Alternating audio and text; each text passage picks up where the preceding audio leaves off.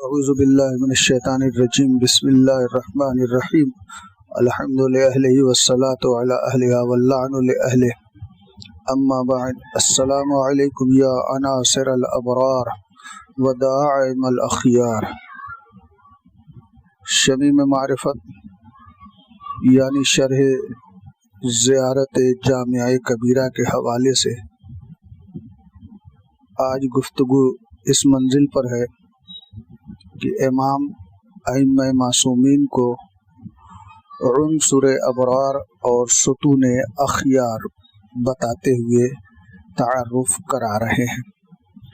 کلمہ عناصر عنصر کی جمع ہے، اس کے معنی ہے اصل، جڑ، ذات اور نسب۔ کلمہ ابرار جمع بر یعنی نیک اور اچھائی، ابرار یعنی نیک اور اچھے افراد۔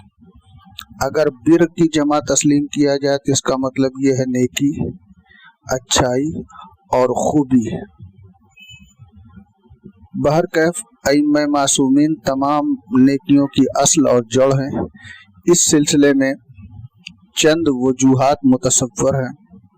ائمہ کیسے تمام نیکیوں کی اصل ہیں، اس حوالے سے چند چیزیں قابل غور ہیں۔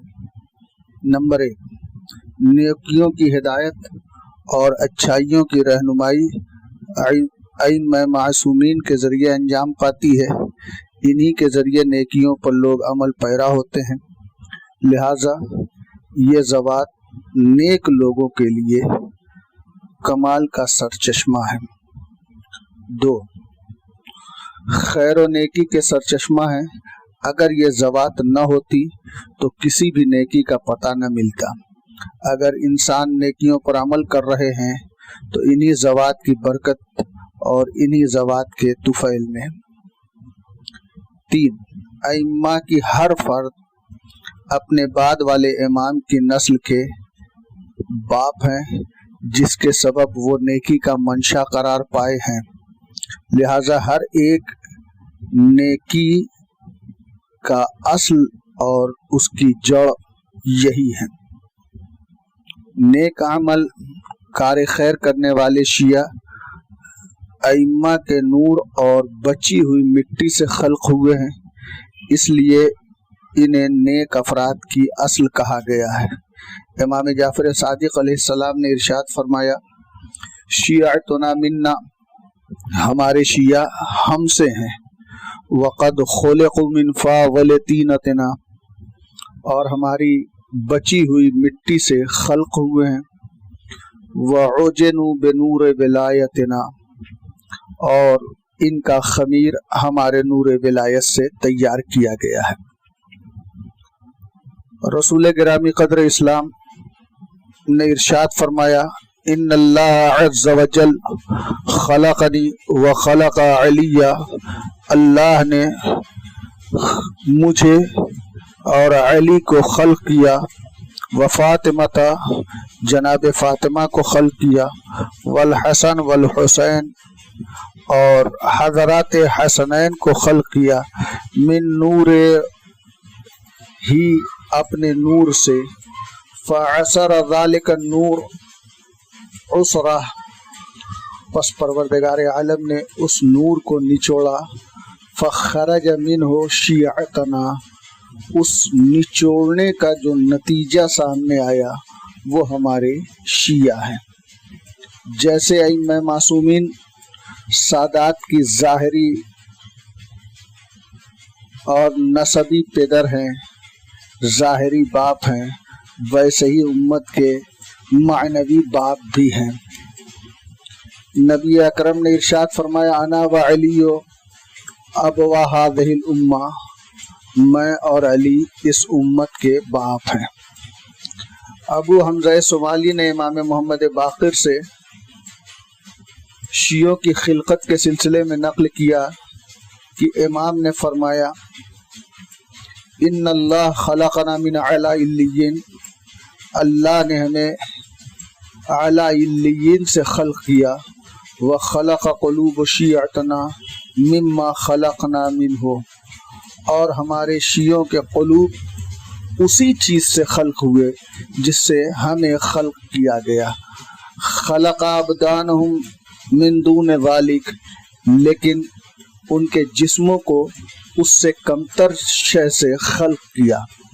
وقلوبہم تحن الینا، اور ان شیعوں کے قلوب ہماری طرف مائل ہوتے ہیں، جھکتے ہیں. لأنہا، اس لیے کہ خلقت، وہ خلق کیے گئے ہیں، مما خلقنا، جن چیزوں سے ہم خلق ہوئے ہیں. ثم تلا هذه الآیہ، پھر مولا نے اس آیت کی تلاوت فرمایا. کلا ان کتاب الابرار لفی علیین وما ادراک ما علیون کتاب مرقوم یشہدہ المقربون. وخلق عدونا من سجین، ہمارے دشمنوں کو سجین سے خلق کیا ہے. وخلق قلوب شیعتہم مما خلقہم، اور ان کے چاہنے والے، جو ہمارے دشمنوں کے چاہنے والے ہیں، ان کے قلوب کو اس چیز سے خلق کیا جس سے ہمارے دشمنوں کو خلق کیا ہے. وَأَبْدَانَهُمْ مِن دُونِ ذَلِكَ، اور ان دشمنوں کے دوستوں کے جسموں کو اس سے پست چیز سے خلق کیا ہے.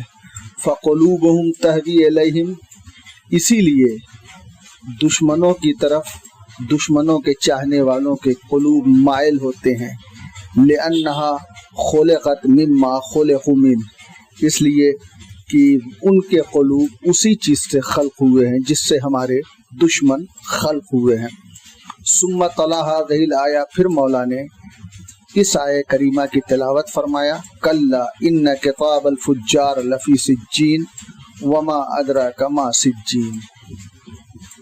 ہمارے عظیم فلسفی اور عظیم مفسر علامہ طباطبائی علیہ الرحمہ نے سجین کی تشریح کرتے ہوئے فرمایا، سجین ضد ہے علیین کی، اور علیین کے معنی بلندی پر بلندی، یعنی دو برابر بلندی کے ہیں.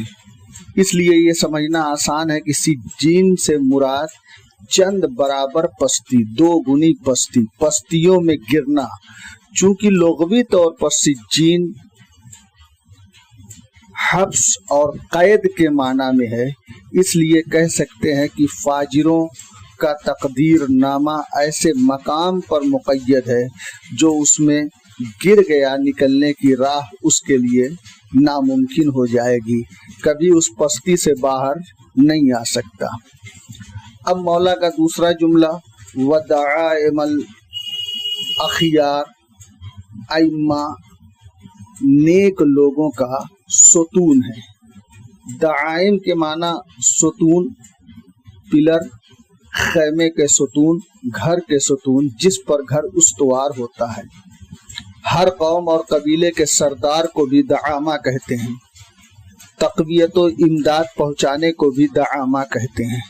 اہل بیت طاہرین کو داعم اس لیے کہا جاتا ہے کہ وہ امت کے سردار، نیکی اور بھلائی میں تقویت پہنچانے والے، امتیوں کی مدد کرنے والے ہیں.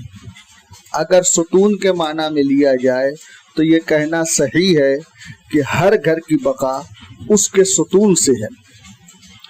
جتنا ستون مستحکم ہوگا گھر بھی اتنا ہی مستحکم ہوگا.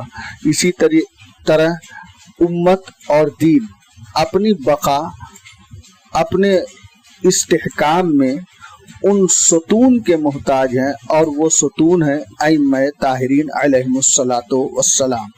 کیونکہ عبادتوں، عقائد و اعمال کا محل بغیر ائمہ کے وجود کے کسی وقت بھی مٹی کے ڈھیر میں تبدیل ہو سکتا ہے.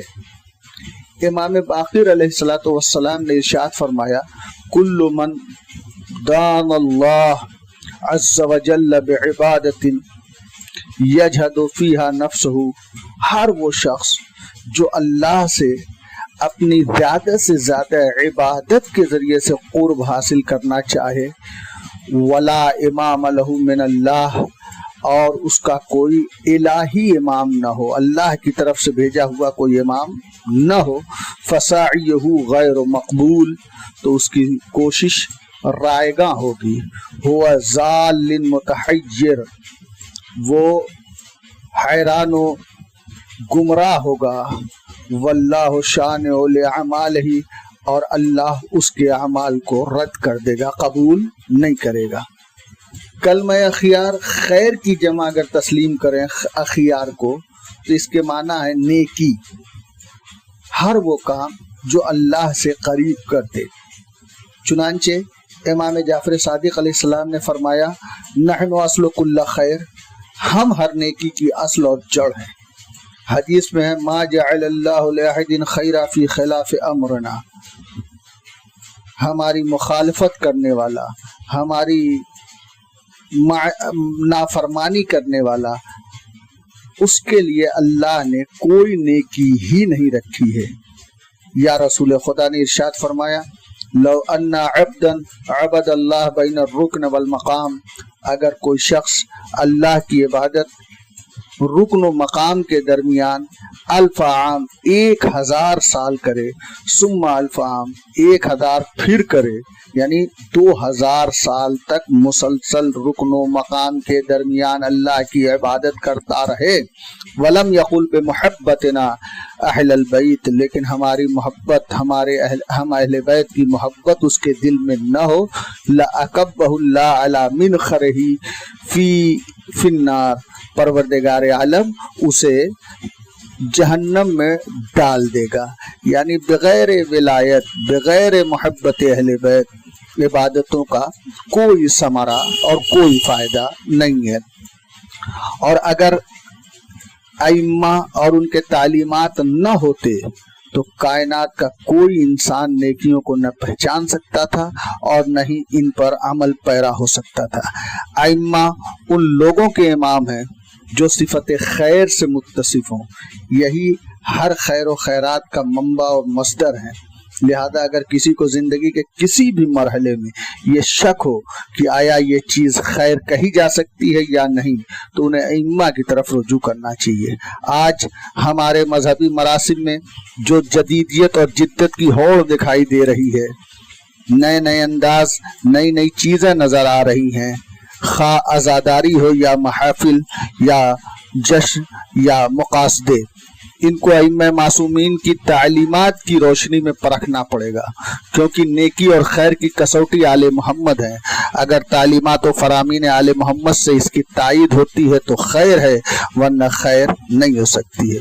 بسا اوقات تو دیکھنے میں آتا ہے کہ ایسے اعمال اور ایسے مراسم انجام دیے جاتے ہیں جو صریحی طور پر ایک دم بالکل واضح طور پر قانون شریعت، آئین دین کے منافی ہوتے ہیں۔